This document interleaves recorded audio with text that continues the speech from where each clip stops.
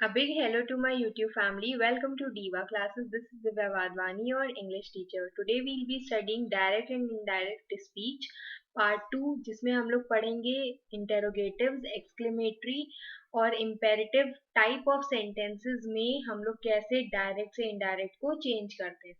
ठीक है, पार्ट 1 में हमने कुछ questions दिए थे आपको. ये उन्हीं का ही पार्ट है जो the questions that were given कि आप इसको करोगे, तो ये हम उसी का ही सॉल्यूशन से स्टार्ट कर रहे हैं. उसके बाद वी विल स्टडी कि क्या क्या इम्पेरेटिव्स जो जितने भी टाइप्स ऑफ सेंटेंसेस होते हैं उसमें हम लोग कैसे चेंज करते हैं. ठीक है, सबसे पहला क्वेश्चन है Anika said I had a headache yesterday. तो ये कैसे लिखा जाएगा? अनिका सेड. ठीक है, said will remain the same. That I यहाँ पर कौन है, किसकी बात हो रही? अनिका की. That she had a headache, क्योंकि had will remain the same, past tense will remain the same. she had an headache. और उसके बाद किस दिन था? yesterday. तो yesterday is changed to, देखो यहाँ पर था ना ये yesterday, तो yesterday is changed to the previous day. फिर है उसके बाद है he said it's been raining since it has been raining since this afternoon. तो it will be he said that it has been, has है ना ये, तो has will change into had, तो it will be it had been raining then since this afternoon. This changes to that, so it will be since that afternoon. ठीक, फिर उसके बाद है Joy said I haven't seen them since last week. तो it will also be the same. कैसे लिखा जाएगा इसको? जॉय सेड दैट आई यहाँ पर कौन है? द पर्सन, खुद की बात कर रहा है. तो that he hadn't, have will change in have will change into have will change into had. So he hadn't seen them since, कब से नहीं देखा है? since last week. एक minute, last will change into the previous week. ठीक है, पिछले हफ्ते से. तो इसको अपने पास चेक कर लेना. then she said it's cold. तो she said that it was, is है ना, तो it will change into was. it was cold. ठीक, फिर इसके बाद यहाँ पर कुछ kinds of sentences है, मतलब ये आपके प्रॉपर थे. फिर ये सब हम लोग ने, ये वो चीजें जो हम लोगों ने कल पढ़ी थी, कल हमने उनको अलग तरह से समझाया था. हम यहाँ पर सिर्फ एक रिविजन दे रहे हैं कि अगर कोई भी प्रेजेंट सिंपल टेंस है, जैसे कि ये आई लिव, तो I live will change into he lived, क्योंकि यहाँ पर किसकी बात हो रही? इसी की. वैसे ही नेक्स्ट इज प्रेजेंट कंटिन्यूअस, जिसमें वो कहता है ही said I am going out, तो इसमें क्या हो जाएगा? ही सेड यहाँ पर हो जाएगा दैट. दैट लगा नहीं, इसको लगा लेना, किसी में भी नहीं लगा क्योंकि ये एक इमेज है. He said that he was going out. Then next is he said I have finished. I have will change into he had. Then next is he present perfect continuous. Present perfect continuous में हम लोग क्या करते हैं? I have been studying. तो have will again change into had. तो he had been studying. Then he said I arrived before you. देखो यहाँ पर ये चीज हमने बताई थी कि अगर past tense में है कोई, तो it will change into past perfect. तो वही चीज यहाँ पर लिखी हुई है. That I arrived will change into had arrived. Next is he said I had already left, तो it will remain the same. That he had already, same, ये एकदम सेम रहेगा. पास्ट परफेक्ट किसी भी और टेंस में चेंज नहीं होता है, ये हमने पिछले वीडियो में भी बताया था. Then he said I will be there at 2 PM. तो क्या कहता है? ही said that he would be. I will be, I shall be, तो it will be he would be. फिर next is he said I am going to call Elon. he said that I am, तो it will change into he was. ठीक है, फिर उसके बाद कुछ और उसमें पार्ट थे, जैसे I can will change into could, must will she said that I must go, it will remain as I had to go, मतलब कोई भी sort of compulsion जो आप इसमें show करते हो. फिर उसके बाद है she said I may drive there.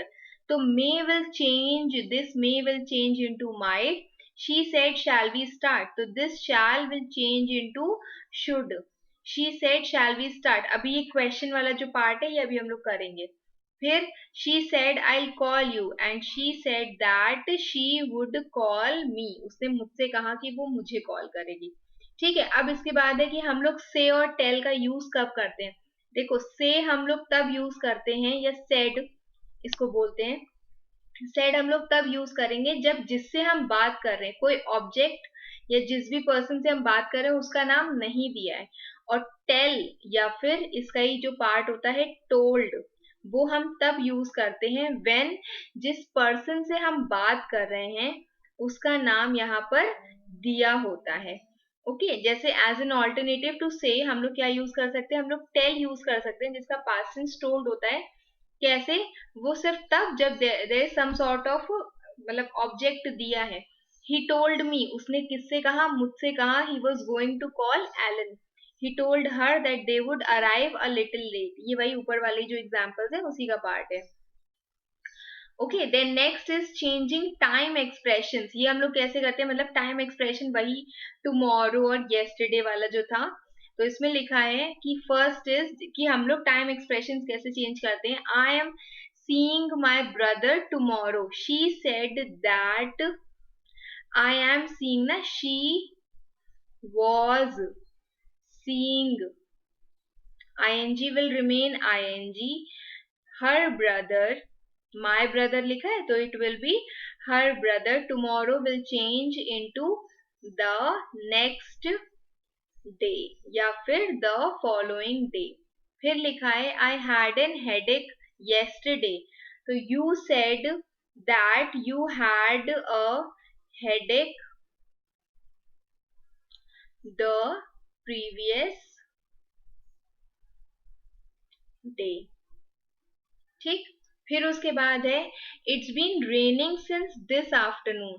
तो he said that it had been raining that afternoon. Since that afternoon या दैट आफ्टरनून भी लिख सकते हो, इतना कोई उसमें इशू नहीं होता. द मीनिंग मतलब मीनिंग नहीं चेंज होनी चाहिए.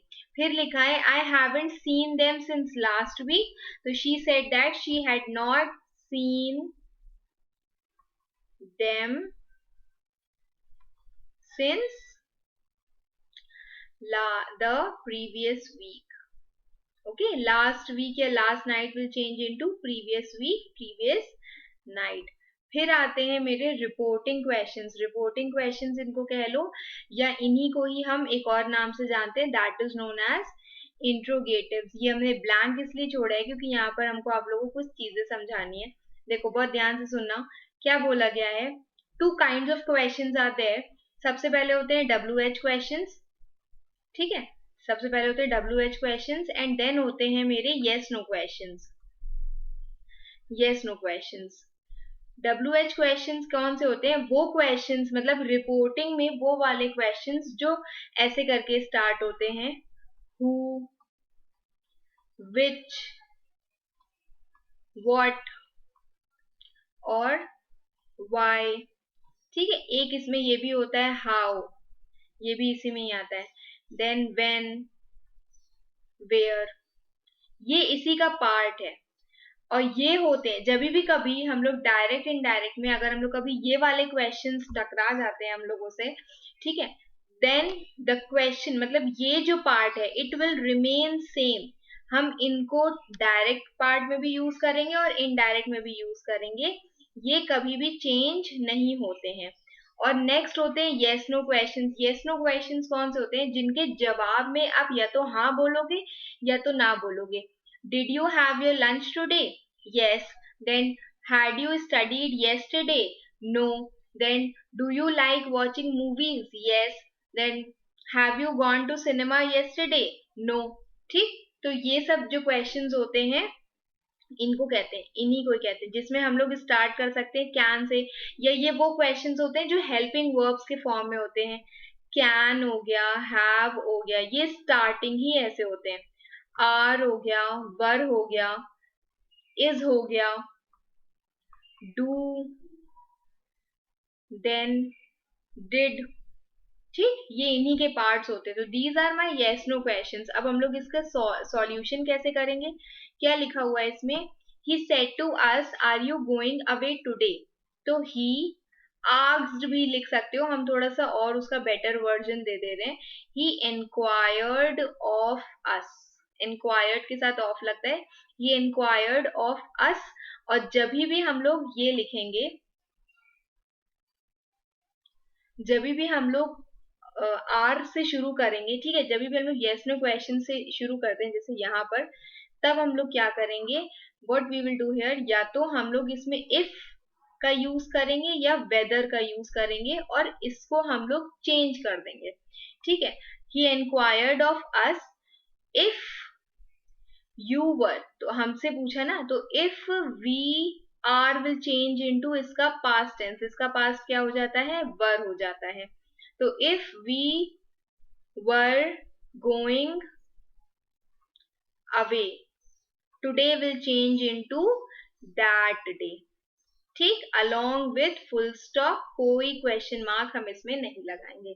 ये ऐसे करके लिखा जाएगा। फिर इसके बाद इसमें लिखा है, नेक्स्ट क्वेश्चन क्या लिखा है, पहला पहला पढ़ लेते हैं फिर से। He inquired of us if we were going away that day. फिर next is he said to me do you know the way. He asked me, simple सा लिख रहे हैं हम, he asked me if I know will change into past tense, knew the way।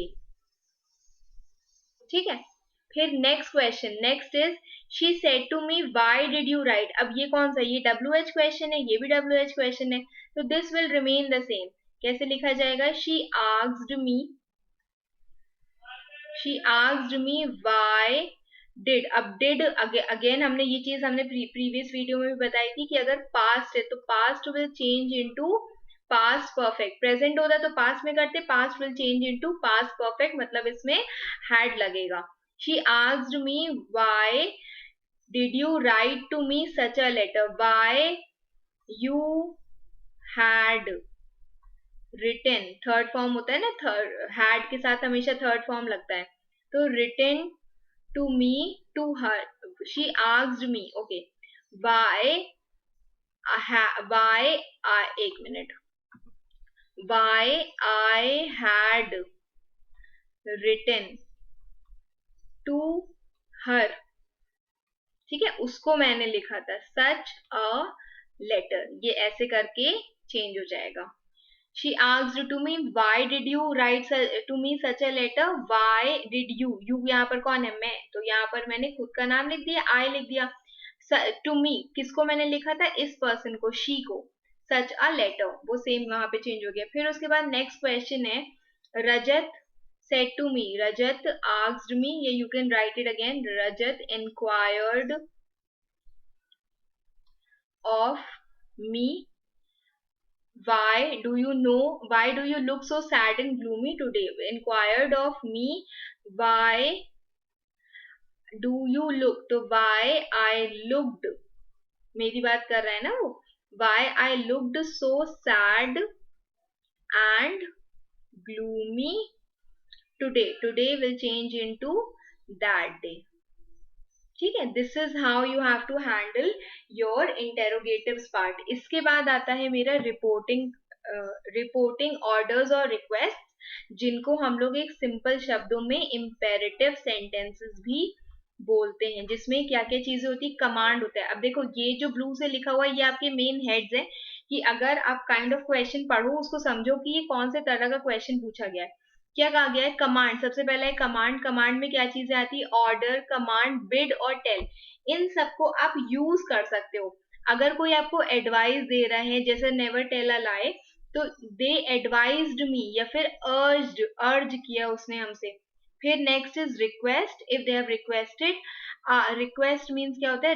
Request, ask और Dzire, ये तीनों चीजें आप इसमें यूज कर सकते हो, कि please give me a glass of water, तो they requested me to give a glass of water.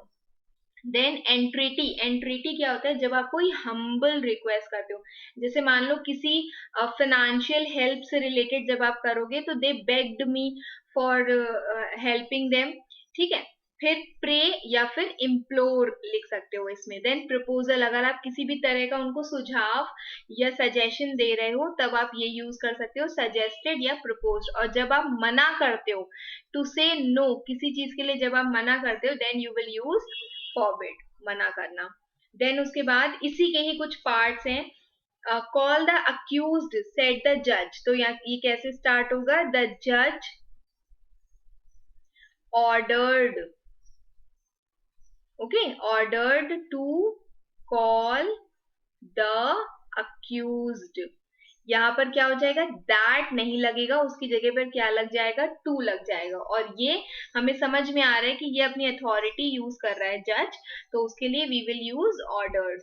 फिर लिखा है ही said to Joy lend me your pen please, he said to Joy, तो ही रिक्वेस्टेड, उसने क्या किया, प्लीज लगा हुआ है ना, प्लीज से वैसे भी आप समझ सकते हो कि ये क्या कर रहा है, रिक्वेस्ट कर रहा है।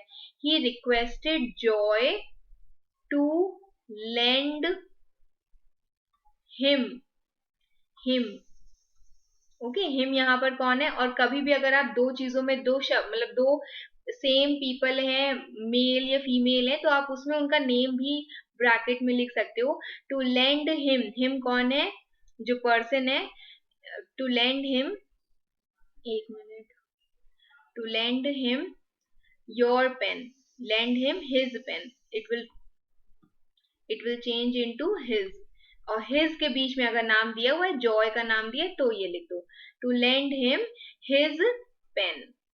किसकी पेन है ये, जॉय की पेन। फिर next question is the teacher said to the pupils, teacher said to the pupils do not stand here, teacher ने क्या किया, किसी चीज के लिए मना किया है, तो द टीचर फोरबेड, फोरबेड करना मीन्स मना करना, ये पास्ट टेंस होता है फॉरबिड का, forbid means to say no. The teacher forbade the pupils, pupils कौन होते हैं, वहां के स्टूडेंट्स होते हैं, pupils to stand here, there, here will change into there, ठीक। डू हट जाएगा यहां से, ओके, सेड टू हट जाएगा इसमें से, सिर्फ टू स्टैंड, और नॉट भी हट जाएगा क्योंकि ये ऑलरेडी नेगेटिव में जा रहा है। फिर लिखा हुआ है ही said to us let us have some coffee, he suggested, कुछ उसने क्या किया, प्रपोजल दिया, तो यूजुअली लेट में यही चीज होती है, he suggested us to have some coffee. अब एक और चीज याद रखो, ये हैड नहीं होगा, ठीक है, हैड ये नहीं होगा, ये स्टूड नहीं होगा, ये पास्ट टेंस नहीं होगा, लेंट नहीं होगा, क्यों नहीं होगा, टू के साथ भी ऑलवेज यूज प्रेजेंट टेंस, ये चीज याद रखना, टू के साथ हम लोग हमेशा प्रेजेंट टेंस ही यूज करते हैं, okay. Then next comes your exclamatory, exclamatory sentences कौन से सेंटेंसेस होते हैं जिसमें आप कोई भी सॉर्ट ऑफ इमोशन शो करते हो, it can be Joy, it can be your sadness, sadness, और इनके लिए आप कुछ सॉर्ट ऑफ इंटरजेक्शंस यूज करते हो, इनको यूज करने के लिए इंटरजेक्शंस कौन कौन से होते हैं, जैसे वाओ कितनी सुंदर ड्रेस है, तो wow is an expression of surprise, okay. Then next is alas, alas जब आप किसी चीज से बहुत दुखी होते हो, alas I got hurt today, तो हमको चोट लग गई, इसीलिए यहाँ पर लिखा हुआ है अलास, ये होता है इंटरजेक्शन फॉर सैडनेस।